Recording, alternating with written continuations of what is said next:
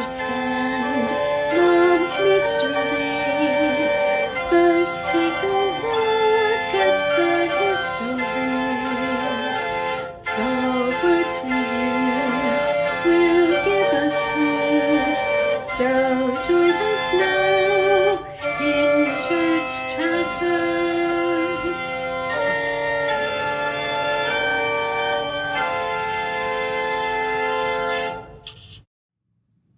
Welcome to the Church Chatter podcast, where we unpack a different church word or phrase each week.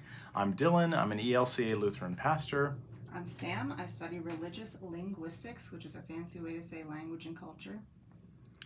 And it's episode 40. Also, we're recording in the evening. Let's actually just do some housekeeping for this episode. It's episode 40, so we're going to be talking about the number 40.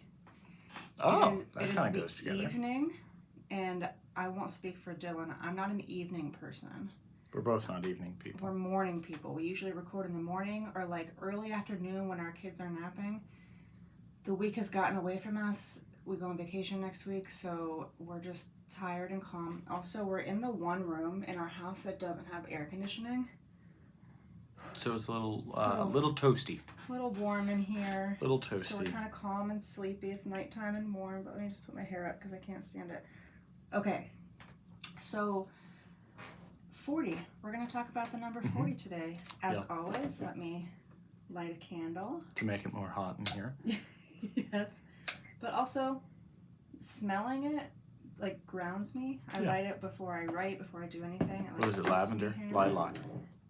Lavender citrus. I need a new candle soon. Yeah. But okay. Episode 40. This is our 40th episode, which is pretty exciting. Yeah, so it felt fitting to do the number 40. I know I think this is the organization. We talked about this yesterday. I'm going to talk about the number 40 and where it shows up in the Bible. I'm going to talk about the number 40 and where it shows up in other spiritual traditions. Okay. And I'm going to talk about some just language stuff with that number 40 and what it means. And then Dillon is going to talk about liturgy. Yeah, patterns and how of 40 shows up in liturgy. Yep. Yeah. Mm-hmm. It's not going to be that cut and dry. We're going to talk back and forth, but that's generally what it is. Okay. So as always, I've got my notes here because I don't have this stuff memorized. I do have it memorized, I think, but I don't think I'd be very organized if I just started rattling it off. So this number 40, where does it come up in the Bible? It rained 40 days and nights during the flood, right? So right away, Genesis, Noah. Right? Yep, Genesis, the story of Noah and his family. Yeah, you've got 40 days and nights during the flood. Moses spent 40 nights on Mount Sinai before returning with the commandments. The Israelites, this is a big one, at least for me. The Israelites wandered the desert for 40 years. The spies in Canaan explored the land for 40 days before reporting back to Moses and the Israelites. Elijah traveled for 40 days and 40 nights to Mount Horeb. Horeb? Mount Horeb. Horeb, yeah. I always spell it H-E-R-O-B, but it's H-E-R-E-B, right? Yes. Yeah, so I always spell it wrong. Goliath taunted the Israelites for 40 days before David defeated him. Jesus fasted for 40 days and nights. And then Jesus appeared to his disciples after his resurrection for 40 days, right? That is not an entire list of how 40 shows up in the Bible, but those are some of the big ones. So you can see this number 40, it just keeps showing up over and over again, which is kind of a clue that, like, ding, ding, ding, this might not be a literal measure of time. Right, it's symbolic. Metaphorical, it's a literary device. Yeah. Well, I guess it could be allegorical, but it's definitely metaphorical. Yeah, it's a symbolic way to say something, which we're going to talk about soon. But before we tell you what 40 actually means, am I missing any huge ones that off the top of your head? No, you actually named some ones that are less common. Yeah. I originally made a list of a lot. I'm like, ooh, this is out of control, actually. So I'm just going to... And there's other, I don't know if you're going to talk about this either, but there is other, for those of you who are interested in other world religion. Oh, I'm going to talk about that. Oh, okay. Next. Yeah. Okay. 40 is not a specific number to Judaism and Christianity or Islam, the Abrahamic religions. You see the 40 in other world religions. Yeah. As metaphor. Yeah. Well, let's talk about that now. So the number 40, again, I got to look at my notes. I say on track. But in the Islamic tradition, Muhammad was 40 years old when he received his first revelation. Mm-hmm. Sufism, which is just Islamic, not just, but it's Islamic mysticism, which I really like Sufi poets.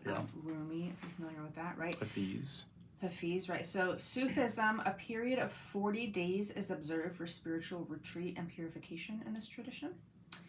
Many Hindu spiritual practices last 40 days. I could be more specific, but because this is like a church podcast, I'm not super well versed in other religions, so I didn't want to Well, and leave it to them to enter that territory yet. But these are some general things.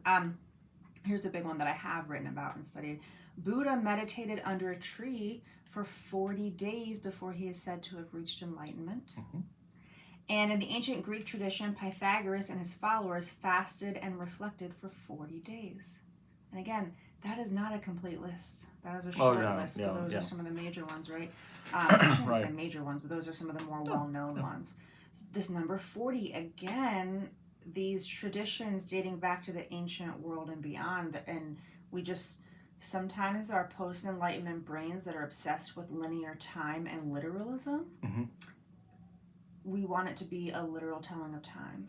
And sometimes it might be. I don't want to be so absolute that it's never, but rarely is it a literal 40.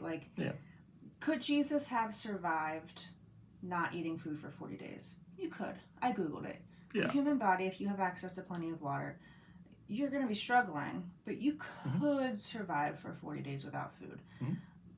He probably didn't fast for a literal 40 days. Probably not. But the storyteller was using that number 40 for a reason. Same with 40 years in the desert. We don't know. Some scholars say there's evidence that there's no way they were out there for 40 years. Others say oh yeah, that could be right. Well, also they didn't have the best dating. Yeah. They were telling time by dusk and dawn. Yes. And keeping time, they did do that, but the exactness of it that wasn't even in the realm of their.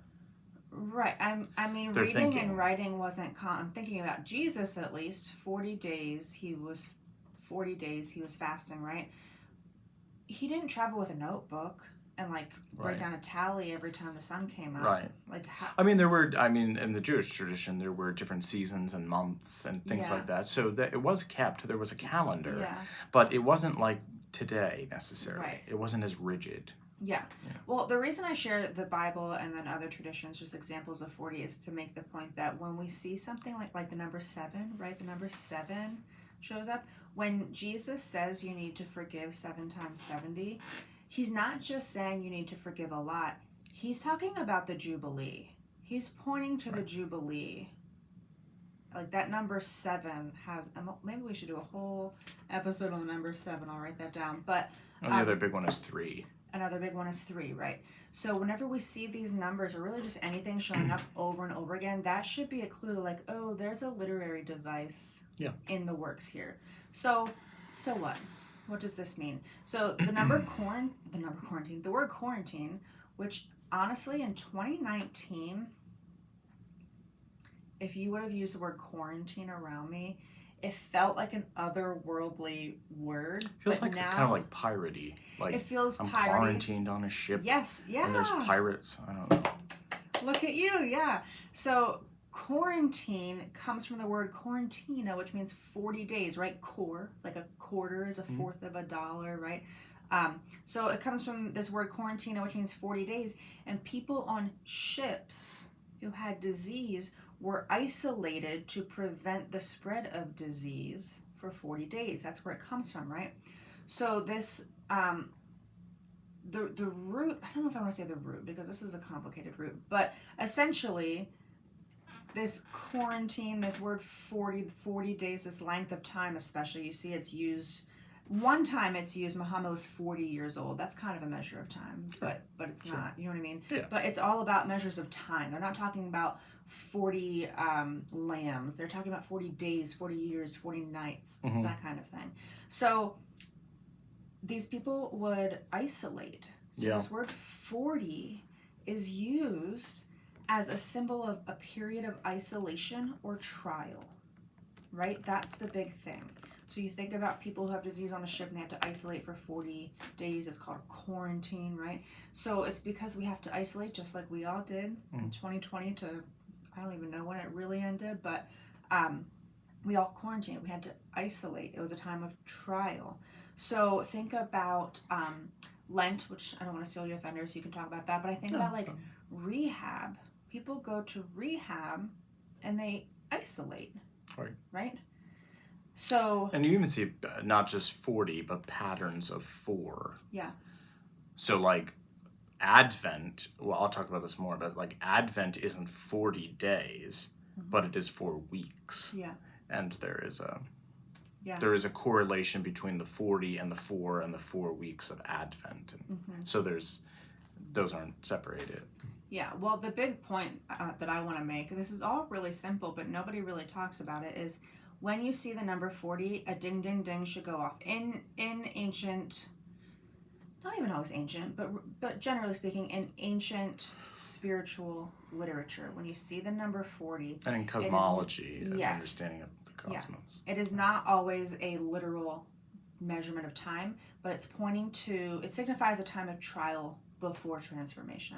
So I want to really ground it. Let's just talk about transformation. This is one of Dillon and I's favorite thing to talk about. I don't know where you're going with this, so I want to go ahead. Yeah, I'm not breaking any new ground here. We're just going to talk about transformation and how transformation rarely comes without a period of trial.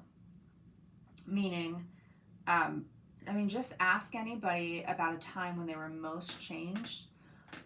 Truly do this. Go in your house somewhere, ask your spouse, your partner, your teenager, your whoever, ask a friend this week. Tell like, what was a time when like you were most changed in your life? I can almost guarantee that they're going to tell you a story of trial, a story of suffering. They're going to talk about a divorce and how goodness eventually came out of it. They're going to talk about if they are an addict or recovering addict, they're going to talk about withdrawal, right? Because you can't get clean. You cannot transform into a sober person without that period of withdrawal. Loss, right? We're going to talk about losing somebody. They're going to talk about illness. They're going to talk about termination from a job. They're going to talk about rejection, some kind of rejection that happened in their life. They're going to talk about parenthood is a big one for me. Motherhood, fatherhood. When you become a parent, it is difficult until you transform, and maybe we're always transforming. They're going to talk about a failure of some sort, right? And if you go back, rewind if you want to, listen to some of those things that I said, right? Moses spent 40 days and nights on Mount Sinai, a time of isolation. And when I say isolation, it doesn't always mean individual. It can also be communal isolation, right? It's a time of isolation and trial before something new arrives.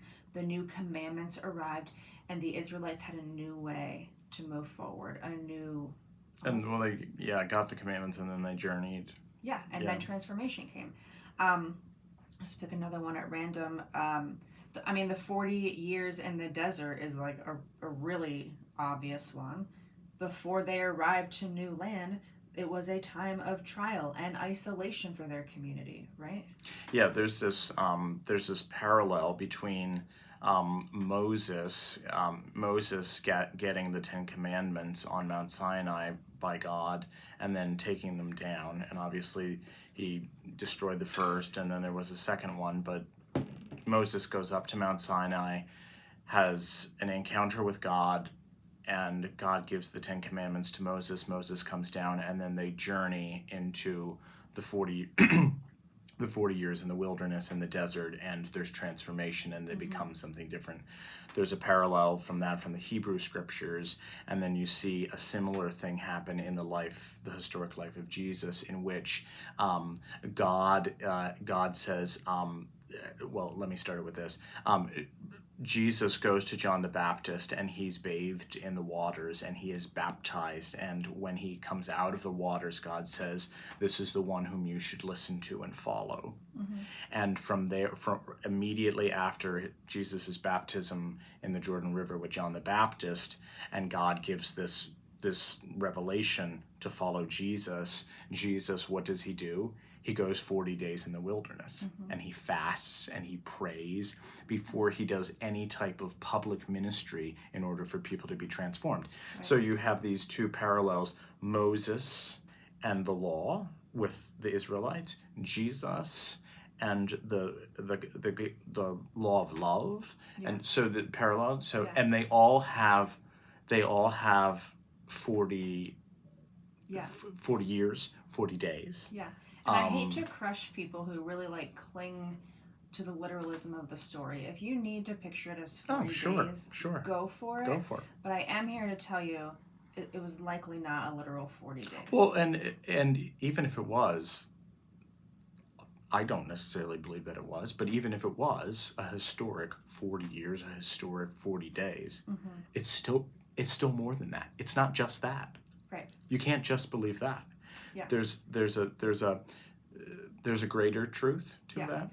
Yeah, the writer is portraying and not even hinting, but just really portraying to, and original audiences would have picked up on this. They would have understood this number 40 and what it meant. It was very cultural at different parts in history and different parts of the globe. So this number 40 is packed with real meaning, right? Yeah. I mean, the flood is another one, 40 days, because then something new, the new covenant, which there's another word, covenant. Yeah. Which is also with that word. Which is also, I love that word. Which is another interesting one, because once again the Noah story and the connection with the Jesus parallel is interesting, because the renewal that comes after the flood story with Noah and the renewal that comes with Jesus' ministry, new ministry, has to do with water. Yeah, that's good. So there's a newness of a flush of Birth comes out of new water coming with Noah, and this newness. Yeah. There's dry land. There's dry land, and that's a good thing. But it's the water that carried them through into a new way. It's the water that was splashed upon Jesus to carry him into a new way. But can you see? Those of you, I know that there's some of you who listen who are a little skeptical of Christianity and stuff, and fine, I get it. Me too. Sure. I get it.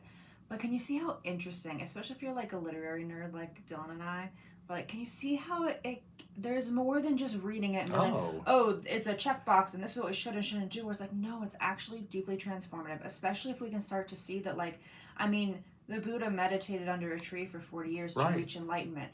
There was a period of trial and isolation, because meditation, if any of you have ever tried to sit in silence for 60 seconds, you know how torturous it can be sometimes, right? And what feeds a tree for enlightenment? Sunshine and water. Right, yes. And whenever you see water, like the flood, I don't believe the flood was a literal thing. If you do, go for it. Fine. Well, I believe it was a flood, but not a flood of the world. Not a flood of the world. A regional flood. Not 2x2 animals, all of that. No. I don't have a dog in that fight. If you need to believe that's literal, go for it. But also know that metaphorical meaning does not mean less meaning, it means more. Right? People nowadays, post-enlightenment, we really think that metaphor and symbolism is a lesser version of language. It's actually so much more advanced and higher and nuanced than literalism. Yeah. No, I'm not gonna. And if you're a Christian, you have no choice but to enter into it. That's what we have to do. Yeah. All right. Trial before transformation. That's kind of the theme here of this entire episode. So let's talk about liturgy and how it shows up. If you go to a liturgical church, if you're familiar with liturgy, which I think a lot of people listening are, Lent. Go ahead. Yeah, so Lent, but also just go back to my first comment that I made about not 40, but 4. So the Christian year, the Christian calendar starts with the season of Advent, which is the first 4 weeks before Christmas. And that has a linkage to this kind of journeying of 40 or 4 weeks in the case of Advent. So it's kind of this leading up, this illumination to wake one up in the 4 weeks of Advent, to wake one up to the coming of Christ at Christmas. and this light, this new light that we find in darkness. So we start with 4 weeks of Advent in connection to the 4 and 40. And then the much bigger one is Lent. And Lent is the 40 days that leave room for prayer and fasting and acts of love and kindness, sometimes called almsgiving, and preparation for Holy Week and Easter. And that day, I think we talked about this on other episodes, but that day begins on Ash Wednesday and ends on Maundy, Thursday. It's 40 days. It does not include Sundays. I'll stop you just for a minute because you said a really important word. You said prepare. Preparation is another part of it's another part of this, first the trial, then the transformation. There can't be transformation without some suffering and trial. And I often think of it like a fire. Like if you put metal in fire, it softens it so that it's ready to be molded. Do you know what I mean? Yeah. Like, or we melt things so that it can be molded. And human beings are the same way. I'm not going to change if I don't have a little suffering so I can be softened. Oh, sure. If everything's good and my life is like rigid, I don't know if that's the right word for it, but like in place, you know, then I'm not going to be moldable. I'm not going to be able to be transformed. So preparation, like suffering, is preparation. I'm not trying to do that toxic positivity thing where it's like something good will always come out. No, I'm not saying transformation is always good. Listen, I've transformed in countless ways. I'm a mother now. That was way more fun 5 years ago. Weren't we all? Not all transformation is like, oh, I want this, so I need to suffer to get there. And yet, some transformation is required, right? Like I bet a lot of sober people, they don't want to be sober. They just know I need to be sober. Right. I don't want to have the personality of a mother, but I need to. Sure. So here we are. I've been transformed and here we are, right? So, but we need preparation, and sometimes a little bit of trial is needed. And that's what Lent is, you're saying, right? Yeah. Like Lent is this time where we are actively entering into, we are surrendering to the fact that we need to be prepared for the death of Jesus, so we can keep living into this transformative pattern. Yeah, I mean, it's interesting. So in liturgical churches, any pastor that serves in liturgical churches, well, I shouldn't say any, but I would say most, especially in the Lutheran church, the pastor has something called the Missal Book.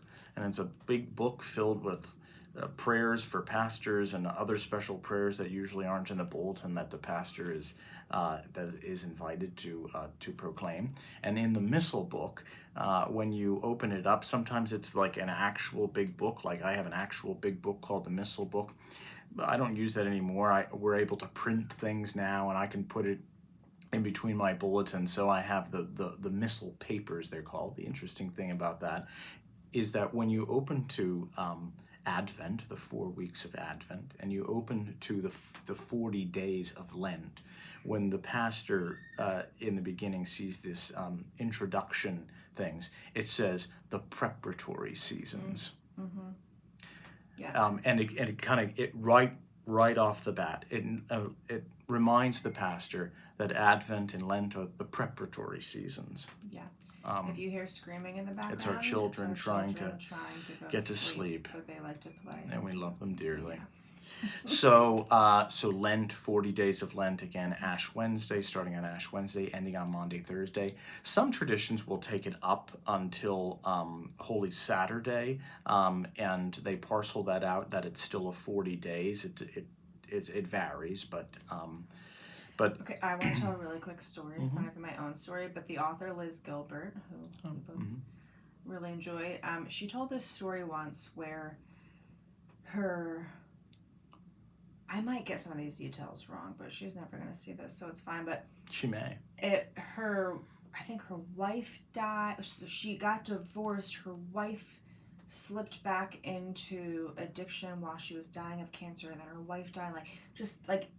Like really immense suffering. Right. In a short period of time. And she tells this story. We're talking about the word preparation. We're talking about suffering before transformation, right? And she's a very spiritual leaning person. She's like in that world. She has I struggle to say the word God sometimes because I just struggle with it. She's not one of those people. She's like in it. You know what I mean? Yeah. Anyway, that's a side tangent. But she tells a story about how she was walking one day and something small happened, like something that caused her some level of suffering. Yeah. And she looked up to I don't know if it like started raining on her or something like that. And she looked up to the sky and she's like, God, you're going to have to make it a hell of a lot more clear for me. Like what you're trying to do in my life, what you're trying to change me into. I'm really thick-headed and I have to learn the hard way. And I know that something's happening here because all these, like my life is falling apart. You're going to have to be more clear for me. Yeah. Whatever you're wanting me to become, I'm not there yet. You're going to have to make me suffer more because it's not clear yet. Yeah. And I love that. Yeah. Some people could call that really masochistic. Yeah, masochistic. Yeah, thank you. Say it again. Masochistic. Masochistic. I don't know if I said that right, but yes, some people could think it's like, oh, you just enjoy suffering. No, it's really like embodying this pattern of like, I mean, it's even Jesus on the cross. He suffers, and then he is transformed. Yeah. There's no other way. There's no other way. No, I've never heard a story of transformation it's interesting. that doesn't involve trial. Yeah, it's interesting. In liturgical traditions, the pattern of the church year is interesting in that we first, usually in January, the church is reminded and remembers Jesus' baptism, right? And Jesus' baptism happens, we usually observe that in January. And then we'll hear about the works of Jesus, some of the teachings of Jesus. Then we're reminded of his transfiguration, and that moves us right into the 40 days of Lent in which he journeys. And during that time, some churches, including my own, tend to not baptize people during Lent in preparation for the newness that comes. It like really highlights the fact that Lent is Easter, about trial, not the transformation that comes with baptism. Right. Yeah. So Easter is a season connected to baptism, so from Lent in this preparation, you come to be awakened through prayer, fasting, and giving acts of love and kindness to others. You are prepared to then meet, if you're already baptized, meet that renewal that you're reminded of at Easter, and then maybe you're getting your child baptized or something like that in the Easter season. So that's interesting. And then from Easter Day or Easter Sunday to the ascension of Jesus is another 40 days. So Easter is actually 50 days because it goes from Easter Day to Pentecost. But biblically, isn't that the one where one of the Gospels says 40 days and the other one has a different timeline? So right? so Luke and Acts are both written by the same person, but the way that Uncle Luke, but the way that they're written, one says 40 days, and then the other one makes it sound like Jesus resurrected and then immediately like later on in the evening ascended. So there is those two different tellings, another clue or understandings that it's not a literal 40 days because the same author told the same story with a different timeline. So Easter, the season of Easter, is 50 days because Pentecost means 50. So that there's a little thing for you. So the 50 days of Easter. Takes me back to geometry. Yeah, right. So the 50 days of Easter, but that kind of linchpin, that kind of not even middle point. It's past the middle point. But on Ascension Day, which is usually on a Thursday. Well, it's not usually. It's always on a Thursday. Most churches observe it now on a Sunday. But 40 days. So from Easter Day to Ascension Day is 40 days, which we remember that Christ went to be with God, and then the next week we get the Holy Spirit coming down on Pentecost. But there's a 40. There's a 40 there, and so that's interesting that we see a lot of that in the liturgy and the church year, and which. It kind of carries this tradition on, but the number 40, the meaning behind it has been lost. Totally. Yeah. Totally. I would argue that most Christians, most even liturgical Christians, so Christians in a liturgical tradition, if you had to say to them, what would be the significance of 40? Like biblically or about the church or whatever. I would argue, as being a pastor for a decent time, the answer that you're going to get is, the 40 days of Lent. They're not going to remember necessarily the 40 days of Jesus in the wilderness or in the desert. I think they would know that, even but though it wouldn't be even though first that on has their the connection, mind. or the 40 years of Moses. They would know that if they were pressed. But if you ask most Christians, what is the significance of 40 days? They're going to say the 40 days of Lent. Yeah, that's what's most that, especially liturgical Christians,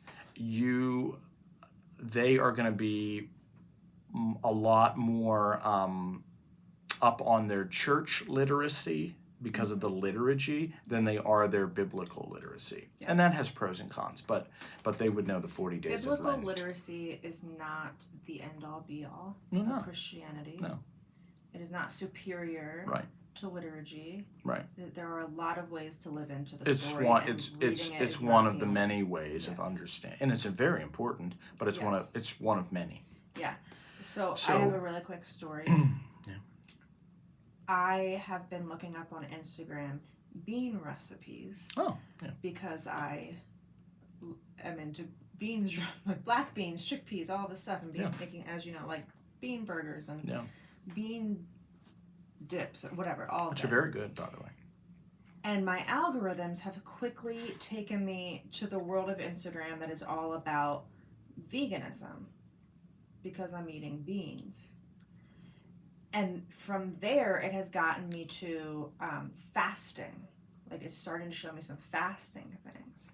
And there was this woman, and because we have our podcast stuff and I post about, like, Christian language stuff, that was another thing that was pulling with the algorithms, I'm guessing. So I got this, like, mixture of Christianity and health in my algorithm for a couple of days, which got really weird. And there was a woman who was fasting for a week or two, I don't know, at the end. She said, if Jesus could fast for 40 days, I can do it for a week. And I was like, cringing, like, no. Like, actually, to believe that Jesus literally fasted, meaning he did not eat for 40 whole days, to believe that wholeheartedly without, like, a little bit of doubt that, like, maybe there's something else going on here when the writer writes 40 days that he was fasting, right? But this person is actually using that as, like, I'm a Christian, and if Jesus could fast for 40 days, I could do it for a week, where it's like, and mind you, she's doing it to get skinny, which I would argue is like, well, that's just not the point. Yeah, Lent's not to get skinny. Right. So anyway, I thought that was interesting, and I had it in my mind for this 40 episode. Like, well, these literal understandings of 40 could cause harm. They could be problematic. Yeah, sometimes, very rarely, but sometimes if it's really, really hot on Sunday, I won't wear my alb, which is just a fancy word to say robe. And I won't wear it. And sometimes people will say to me, well, you know, and this is a very genuine statement by some people, that if Jesus could hang on the cross for us, then you could wear your robe. And I understand their logic, and I even think in some way it's beautiful, except that I remind them that Jesus was naked on the cross, not wearing piles of clothing, and that I'm not Jesus. I am trying my best to live into and imitate Jesus, but I'm not Jesus.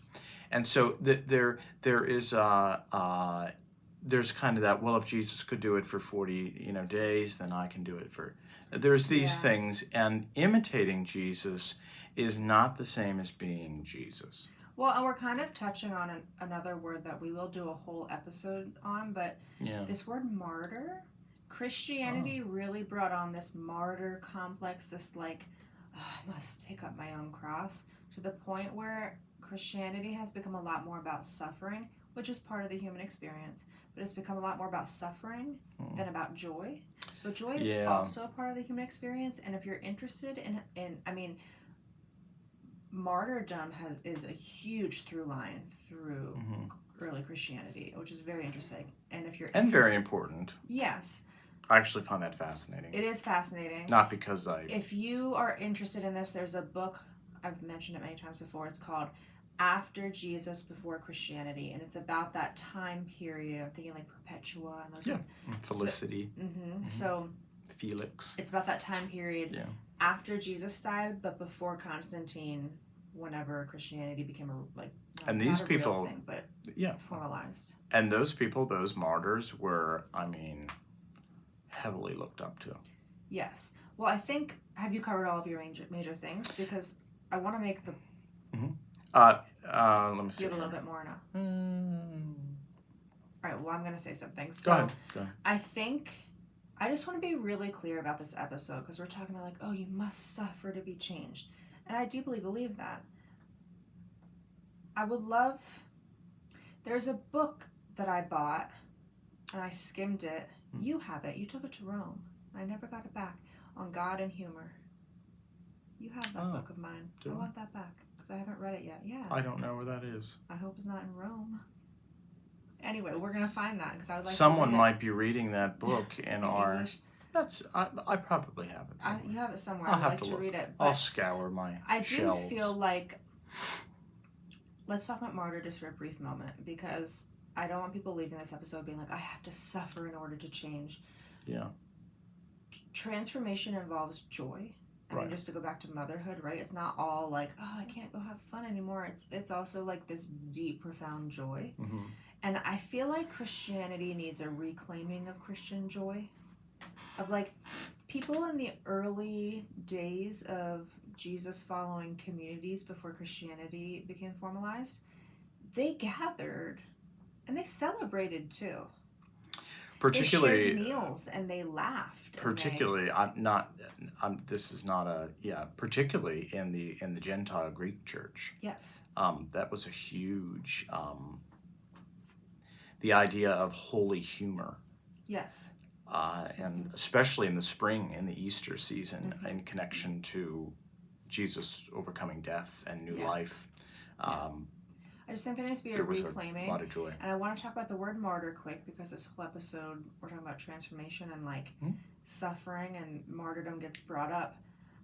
The reason why you love that word and I cringe a little bit at it is because men and women are conditioned differently. True. And women are often taught their whole lives you have to give up parts of yourself for the greater good. And men aren't taught that in the same way. Now you were probably way right, more but than me, the martyr in the early Jesus movements in the early church eventually. You see a lot of women and men that were martyrs, and many men that did indeed take some type of stand for a cause, for a cause that they saw that was changing the empire, that was changing the world, and they were killed for it. All right, I think our next episode might be on the word martyr because there's even a lot of gender stuff. Yeah, and there's some misunderstanding about martyrdom, especially in the early church. All right, let's not go too deep. Yeah, there's some new revelations as well. We're going to do an episode on martyr, probably. I shouldn't say revelations, but some new findings. Yeah. All right, maybe interesting. We'll look at our schedule, but it'll probably be the next one. Anything else? No, I just think when you're thinking about Moses and the Israelites for the 40 years in the wilderness and in the desert and the Ten Commandments, and when you're thinking about Jesus going into the wilderness and fasting and praying and being renewed, I think it is always important to follow the way, walk in the way, step into the way, follow the example. That's one of the baptismal vows in the Lutheran Church. Follow the example to serve and love all people like Jesus did. That's the wording. But it doesn't say become Jesus. Yeah. So once you think that you can become Jesus, some people would disagree with me on this, and I'm well aware of this, but when you think that you can become Jesus, then you don't need Jesus any longer. You don't need Jesus' teachings, you don't need his life. And so I think we can come to an awakening, and we can imitate Jesus, we can follow Jesus' teachings, we can find God in Jesus. Yeah. But when we're trying to become Jesus, it's like when people say they can choose God, or you're going to choose God, yeah, you're going to that's choose not to follow Jesus. If you can choose it, if anybody at any moment could just choose it, right. then you don't really need You God. don't need God. Because you have full control. So it's less of a, I shouldn't say it this way, this is bad language, but it's less of a becoming Mm-hmm. and more of an invitation to join others at the table. Yes. Does that make sense? Yeah, sometimes language fails. Yeah, and it really failed there. No. I think that was good. Yeah. I'm just saying, I get what you're saying, but that's a tough one to yeah, when we start talking about like choice theology and all of that, it gets really tricky let's to not talk go about. there. But I was just writing down, I had ideas for future episodes, but I can tell you off screen, and we'll just do them then. Yeah, lovely. All right, that's the number 40, y'all. Number 40. Be curious. Stay curious. Stay curious. Stay curious.